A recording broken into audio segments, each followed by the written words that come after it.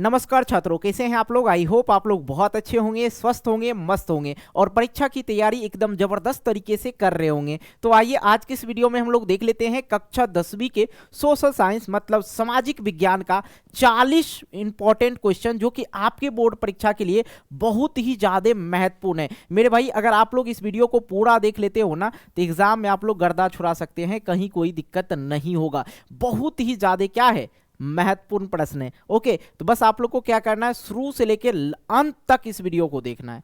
जो पूरा का पूरा प्रश्न आप लोग देख के जाइए और परीक्षा में गर्दा छुड़ा के आइए। चलो भाई शुरुआत करते हैं। सबसे पहले यहाँ पे पहला प्रश्न देखो क्या कह रहा है कि इटली एवं जर्मनी के एकीकरण के विरुद्ध निम्नलिखित में से कौन था। इंग्लैंड था, रूस था, ऑस्ट्रेलिया था या परसा था। जैसा कि आप लोग को पता है, सभी वीडियो की तरह इस वीडियो में भी मैं आप लोग को पहला प्रश्न का आंसर नहीं बताने वाला हूं और इस प्रश्न का आंसर आप लोग को कमेंट बॉक्स में कमेंट करना है। कर दीजिएगा ना, जल्दी से कीजिए, ठीक है। इटली एवं जर्मनी के एकीकरण के विरुद्ध निम्नलिखित में कौन आया था। इंग्लैंड आया था, रूस आया था, ऑस्ट्रेलिया आया था या परसा आया था। वही जल्दी से कमेंट कर दो। जो बच्चे जान रहे होंगे फटाफट से कमेंट करना। सभी का कमेंट हम पढ़ते हैं और सभी के कमेंट को लाइक करते हैं। ओके, जल्दी से इस वीडियो को जो है आप लोग अपने अपने व्हाट्सएप ग्रुप में एक बार जरूर शेयर कर दें ताकि और भी बच्चे मोस्ट इंपॉर्टेंट ऑब्जेक्टिव प्रश्न को देख ले। ओके, आ जाओ भाई दूसरे प्रश्न की ओर हम लोग बढ़ते हैं। दूसरा प्रश्न है, इटली के एकीकरण में निम्न में किसका संबंध नहीं था। निम्न में से किसका संबंध नहीं था। तो बिस्मार्क का नहीं था, या मेजनी का नहीं था, या काउंट काबूर का नहीं था, या गैरीबाल्डी का नहीं था। ठीक है, गैरीबाल्डी जो था पेशे से क्या था। अगर प्रश्न पूछे कि पेशे से क्या था, तो याद रखिएगा नाविक था। क्या था ये, नाविक था। ओके, इटली के एकीकरण में निम्न में से किसका संबंध नहीं था। तो बिस्मार्क का जो संबंध नहीं था। किसका नहीं था संबंध, बिस्मार्क का संबंध नहीं था। अगले प्रश्न की ओर हम लोग बढ़ेंगे। रिमोट ले लेते हैं थोड़ा। हाँ, तीसरा नंबर प्रश्न है। तीसरा नंबर प्रश्न कह रहा है, जर्मनी के एकीकरण का प्रमुख वस्तुकार कौन था। मेजनी, गैरीबाल्डी, लेनिन या बिस्मार्क। ठीक है, तो इसका राइट आंसर क्या हो जाएगा, बिस्मार्क। क्या हो जाएगा, बिस्मार्क। और हाँ मेरे प्यारे साथियों, आप लोग ऐसे नहीं, आप अपने कॉपी में बताइए, नोट करते रहिए कि सर 40 प्रश्न बताए और 40 प्रश्न में से हम लोग कितने प्रश्नों का आंसर जानते थे। तभी तो पता चलेगा कि आपकी पढ़ाई कैसी है कि नहीं। आप लोग ये भी कमेंट करके जरूर बताइएगा कि सर 40 प्रश्न जो आपने बताया उसमें से हम 35 जानते थे, 40 जानते थे। देखते हैं कितने बच्चे सही जानते थे। ठीक है, अगले प्रश्न की ओर हम लोग बढ़ते हैं। चौथा नंबर प्रश्न है, 1871 में कौन सी संधि हुई थी। 1871 ईस्वी में कौन सी संधि हुई थी। तो फ्रैंकफर्ट की संधि हुआ था। फ्रैंकफर्ट की संधि हुआ था। अगले प्रश्न की ओर हम लोग बढ़ते हैं। अगला प्रश्न है 5वां नंबर, 1830 के क्रांति के बाद फ्रांस में किस प्रकार का शासन स्थापित हुआ। किस प्रकार का संवैधानिक शासन, संवैधानिक राजतंत्र जो है स्थापित हुआ फ्रांस में। ठीक है, अगर मैं बात करूं फ्रांस का, तो फ्रांस जो था गुलाम था। गुलाम ने, फ्रांस में क्या चल रहा था, राजतंत्र चल रहा था। और राजा जो था यहाँ का निरंकुशवाद था। क्या था, निरंकुशवाद। निरंकुशवाद राजा था वहां का। राजा जो था निरंकुशवाद राजा था। अब कहेंगे सर कौन था राजा वहां का। ठीक है, वहां का जो राजा था उस समय लुई 16वां था। कौन था, लुई 16वां था। लोग इससे परेशान होकर इसको क्या किया, फांसी पे लटका दिया। और उस समय कौन सा क्रांति हुआ था, इसके निरंकुशवाद अत्याचारी राजा होने के कारण फ्रांस में क्या होता है, फ्रांसीसी क्रांति हो जाता है। ठीक है, फ्रांसीसी क्रांति हो जाता है। कब हो जाता है, 1789 ईस्वी में। 1789 ईस्वी में फ्रांसीसी क्रांति हो जाता है। 1789 से लेकर अगर देखा जाए तो 1803 तक वहां पे क्या था, चला वहां पे चला प्रजातंत्र। ठीक है, वहां पे प्रजा आ गया था। ठीक है, प्रजातंत्र, कोई राजा नहीं था, प्रजातंत्र चला था। याद होगा आप लोग को, मैंने जब किताब पढ़ाया था। ठीक है, 1804 ईस्वी में कौन आ जाता है, नेपोलियन आ जाता है। कौन आ जाता है, नेपोलियन आ जाता है वहां पे। ठीक है, हालांकि यहाँ पे मैं ऑब्जेक्टिव बता रहा हूँ, थोड़ा थोड़ा करके सभी जानकारी को हम लोग शेयर करेंगे। ठीक है, अगले प्रश्न की ओर हम लोग बढ़ते हैं। 6ठा नंबर प्रश्न, जर्मनी के एकीकरण के लिए कौन उत्तरदायी था। जर्मनी के एकीकरण के लिए कौन उत्तरदायी था। तो राइट आंसर क्या हो जाएगा, बिस्मार्क हो जाएगा। ठीक है, अगले प्रश्न की ओर हम लोग बढ़ते हैं। 7वां नंबर प्रश्न है, युद्ध और शांति, वार एंड पीस पुस्तक किसने लिखी। तो राइट आंसर क्या हो जाएगा, टॉल्स्टॉय ने। किसने, टॉल्स्टॉय ने। ठीक है, दास कैपिटल नामक किसने लिखा, दास कैपिटल किसने लिखा था, कार्ल मार्क्स ने लिखा था। ओके, अगले प्रश्न की ओर हम लोग बढ़ते हैं। 8वां नंबर, कार्ल मार्क्स का पुस्तक का नाम क्या था। कार्ल मार्क्स का पुस्तक का क्या नाम था? Das Kapital. क्या नाम था? दास कैपिटल, अभी जस्ट मैंने बताया। अगला प्रश्न देखो 9 नंबर, रूस की बोल्शेविक क्रांति का नेतृत्व किसने किया? तो राइट आंसर क्या हो जाएगा? लेनिन ने। किसने? लेनिन ने। अगला प्रश्न हमारे पास है 10वें नंबर, अंतर्राष्ट्रीय मजदूर दिवस कब मनाया जाता है? अंतर्राष्ट्रीय मजदूर दिवस कब मनाया जाता है? तो राइट आंसर हो जाएगा 1 मई को। 1 मई को अंतर्राष्ट्रीय मजदूर दिवस मनाया जाता है। अगला प्रश्न है 11 नंबर, किसे समाजवादियों का बाइबिल कहा जाता है? किसे समाजवादियों का बाइबिल कहा जाता है? दास कैपिटल नामक जो पुस्तक था उसे समाजवादियों का बाइबिल कहा जाता है। अगला प्रश्न है 12 नंबर, वैज्ञानिक समाजवाद के अवधारणा का प्रतिपादन किसने किया था? तो कार्ल मार्क्स ने किया था। किसने किया था? कार्ल मार्क्स ने किया था। अगले प्रश्न की ओर हम लोग बढ़ते हैं। 13 नंबर, हिंद चीन पहुंचने वाला प्रथम व्यापारी कौन था? तो पहले पहुंचा था पुर्तगाली, ठीक है, उसके बाद पहुंचा डच। कौन पहुंचा उसके बाद? पहला स्थान पुर्तगाली, दूसरा डच, ठीक है। अगले प्रश्न की ओर हम लोग बढ़ते हैं। 14 नंबर, अंकोर वाट का मंदिर कहाँ स्थित है? अंकोर वाट का स्थित कहाँ है? कंबोडिया में, ठीक है। और अंकोर वाट का मंदिर किसने बनवाया था? सूर्यवर्मन द्वितीय ने, ठीक है। कौन बनाया था? सूर्यवर्मन द्वितीय ने बनाया था। ओके, अगले प्रश्न की ओर हम लोग बढ़ते हैं। अगला प्रश्न हमारे पास है 15 नंबर, नामक लिखा गया है। नमक कानून तोड़ने के लिए गांधी जी ने कौन सा स्थान चुना था? तो राइट आंसर क्या हो जाएगा? दांडी। अगले प्रश्न की ओर हम लोग बढ़ते हैं। 16 नंबर, बंगाल का विभाजन कब हुआ? तो 1905 में हुआ था। झारखंड विभाजन कब हुआ था? 2000 ईस्वी में हुआ था। कब हुआ था?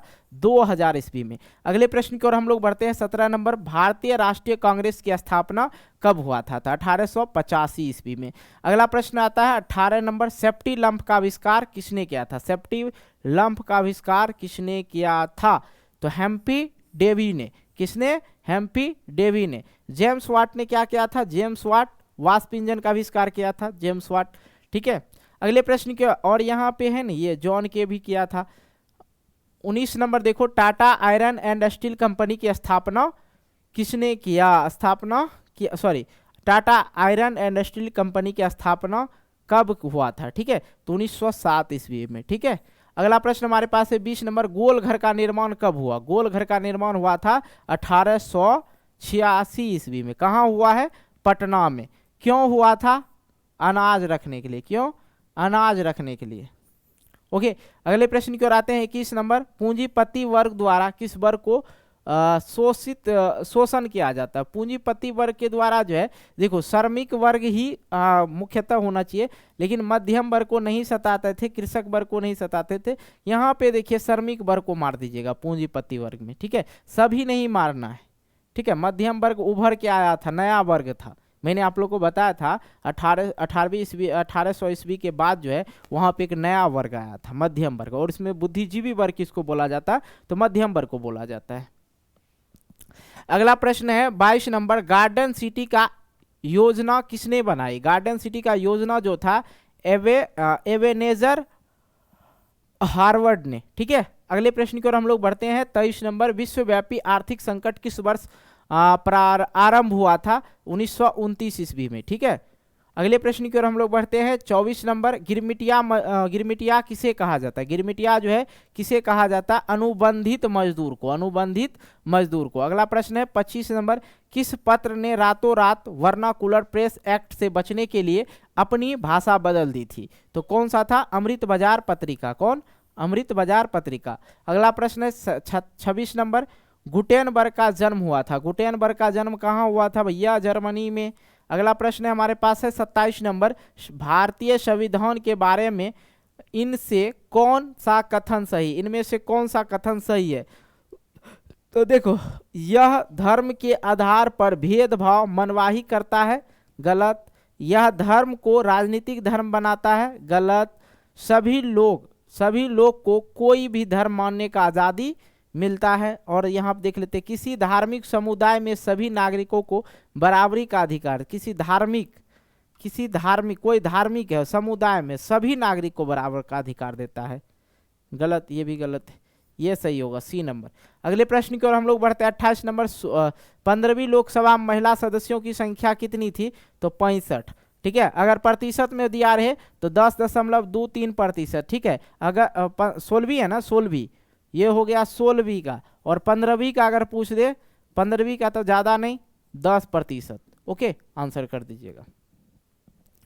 29 नंबर है, ग्राम पंचायत का कार्यकाल कितने वर्ष का होता है? जितने भी नेता पार्टी वाला होगा ना, मुख्यमंत्री हो, उप मुख्यमंत्री हो, समिति हो, मुखिया हो, सब कितने दिन का? 5 वर्ष का। अगला प्रश्न की ओर आते हैं, 30 नंबर, वर्तमान में भारत में कितने केंद्र शासित प्रदेश है? ठीक है, तो 8 है। अगले प्रश्न की ओर हम लोग बढ़ते हैं, 31 नंबर, लोक जनशक्ति पार्टी का चुनाव चिन्ह क्या है? लोक जनशक्ति पार्टी का चुनाव चिन्ह साइकिल। ठीक है, लालटेन हो गया आरजेडी का, तीर हो गया जेडीयू का। ठीक है, अगले प्रश्न की ओर हम लोग बढ़ते हैं। अगला प्रश्न हमारे, अच्छा, लोक जनशक्ति पार्टी का चुनाव चिन्ह क्या है? ये लोक जनशक्ति पार्टी का तो हो गया आप लोग का, यही लोक जनशक्ति पार्टी का ही हो गया, लोक